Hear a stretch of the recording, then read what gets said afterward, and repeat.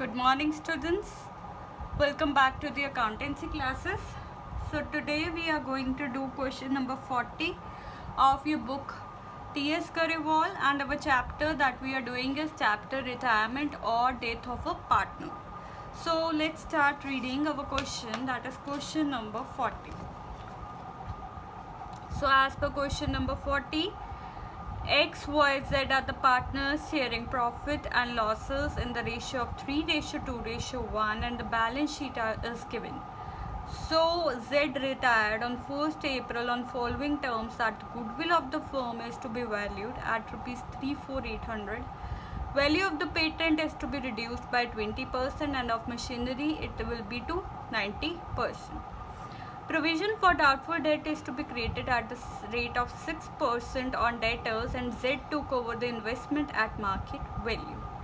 Liability of workman compensation to the extent of rupees 750 is to be created, and the liability of 4,000 including in the creditors is not to be paid. So amount due to the Z to be paid as follows: that they are given that 5067 has been paid immediately, and the balance in 1 year, and the balance by a draft for 3 months. We have to give the necessary entries for the treatment of goodwill, prepare the revaluation account, capital account, and the balance sheet of the new firm. So let's start doing our question, that is question number 40 of your book T.S. Kariwal. So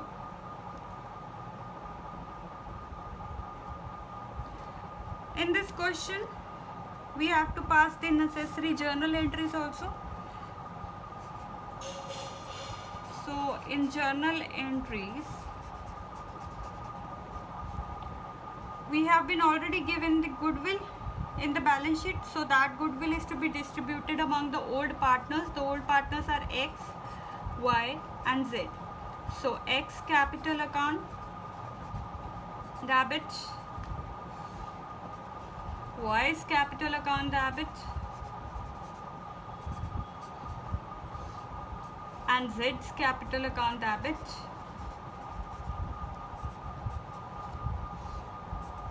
To goodwill account.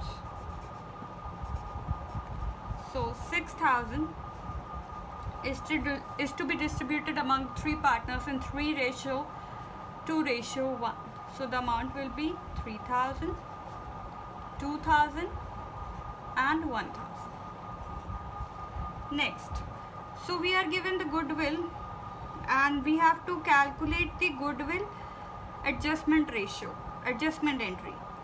So that will be,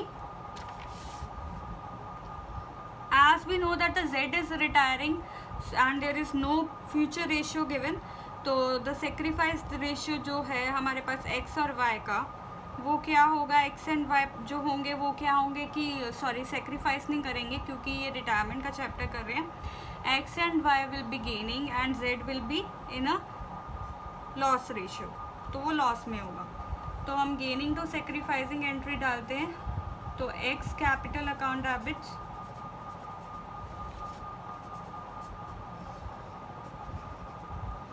Y's capital account debit to Z capital account. So here we will calculate. So we know that the Z share is 1/6. तो 3,4800 का 1/6 share बना 5,800. तो उसको हम 3:2 में अगर distribute करेंगे तो अमाउंट का must to be 3,480 and 2,820. Done. तो ये है हमारी गुडविल की journal entries. And after that we have to make the revaluation account. So in revaluation account, let me first make the format of revaluation account.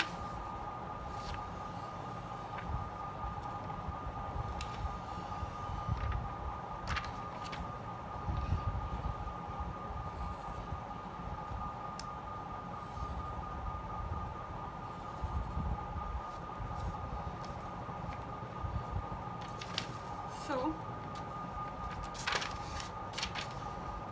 revaluation account,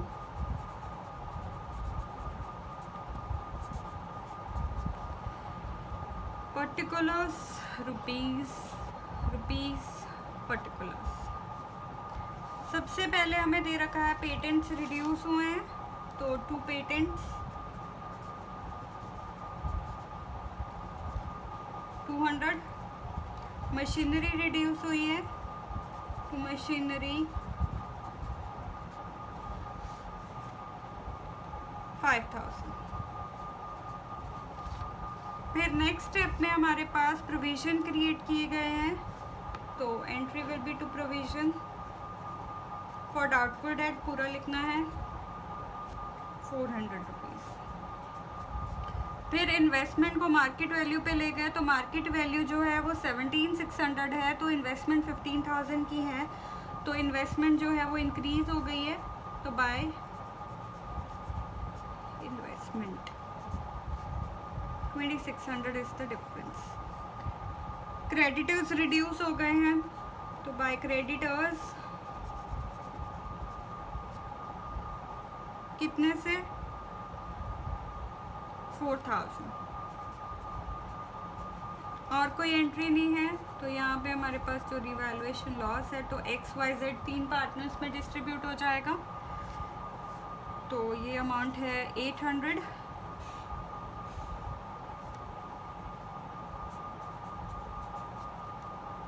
will be distributed among all the partners in old profit sharing ratio, तो X को मिल जाएगा 400, Y को 267 and Z को 133। Done. Now after this we will make the capital account, तो capital account बनाते हैं।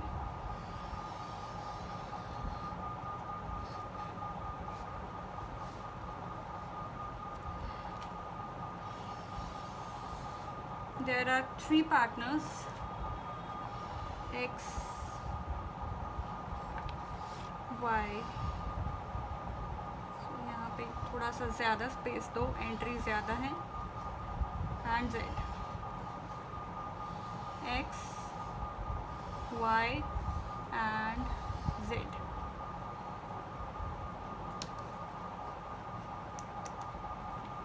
Partners,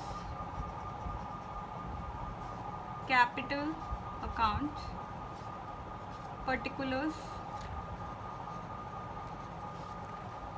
X, Y, Z and credit, debit, particulars, X, Y and Z। Balances we have been already given, तो by balance BD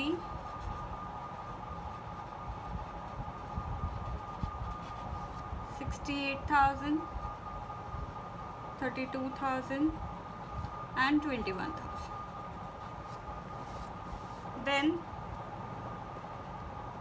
हमारे पास क्या entry है, goodwill की है entry, तो बाय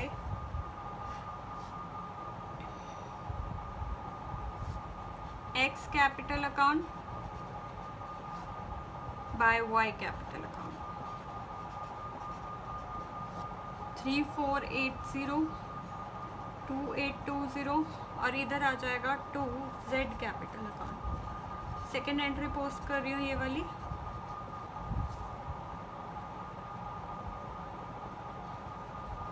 एंड 32210। नेक्स्ट एंट्री क्या होगी, ये गुडविल हम डिस्ट्रीब्यूट की है, तो गुडविल भी आ जाएगी यहाँ पे, तो गुडविल अकाउंट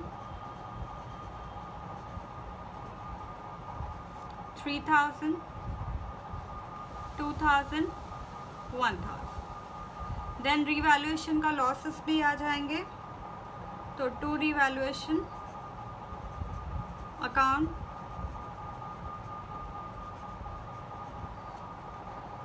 तो ये 400, 267 and 133।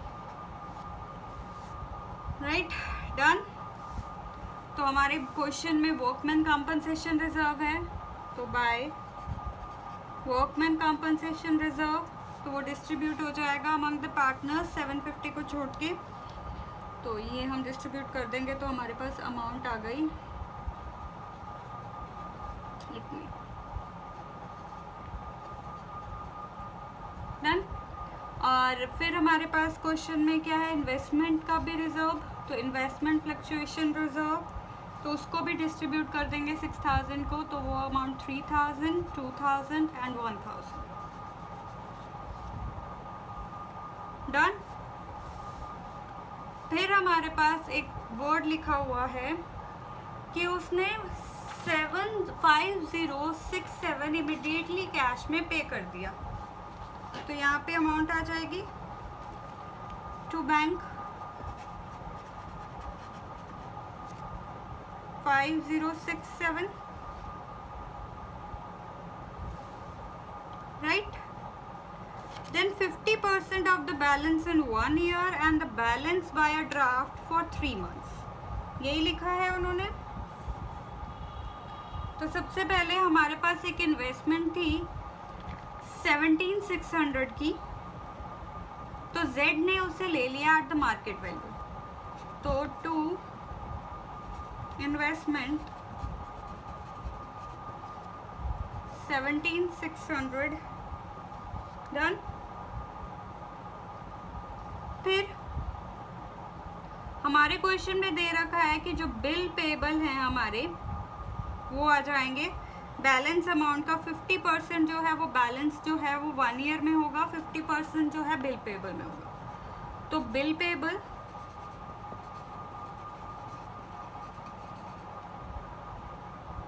और बाकी क्या बन जाएगा, टू Z's लोन अकाउंट।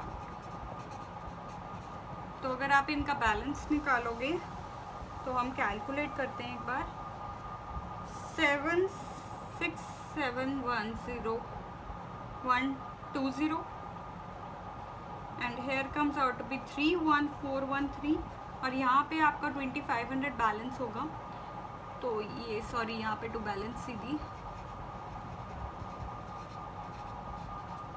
और जो आपका 2500 है वो इक्वली डिस्ट्रीब्यूट हो जाएगा 50%, 50%। तो यहाँ पे आपका कैपिटल अकाउंट क्लोज होता है। Done.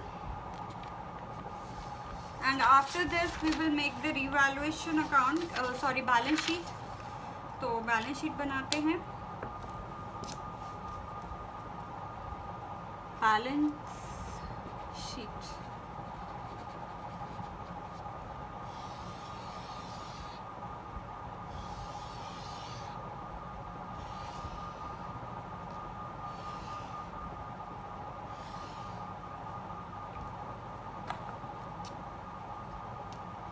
assets amount rupees, liabilities amount rupees। तो एसेट में कैश है 5750, उसमें से हमने पे कर दिया 5067, तो बैलेंस हमारे पास रह गया 683। स्टॉक हमारे पास है 30,000 का, पेटेंट है 8,000 के, डेटर्स थे 40,000, और उसमें से हमने यहाँ पे अभी प्रोविज़न बनाई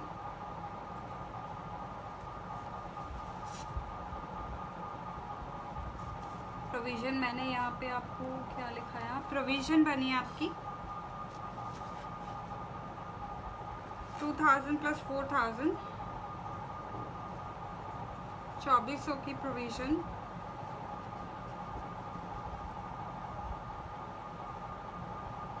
डन।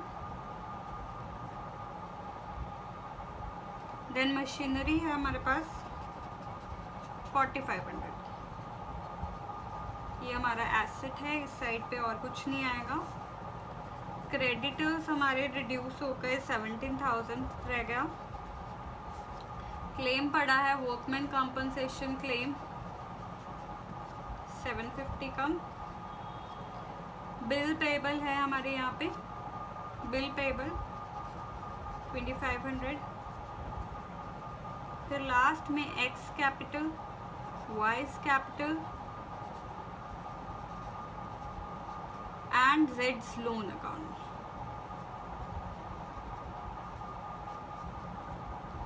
तो यहाँ पे हमारे पास अमाउंट आई है 67120, 31413 एंड 2500. तो रेस्ट अगर हम इन दोनों का साइड का टोटल करेंगे तो we get a balance of 121283.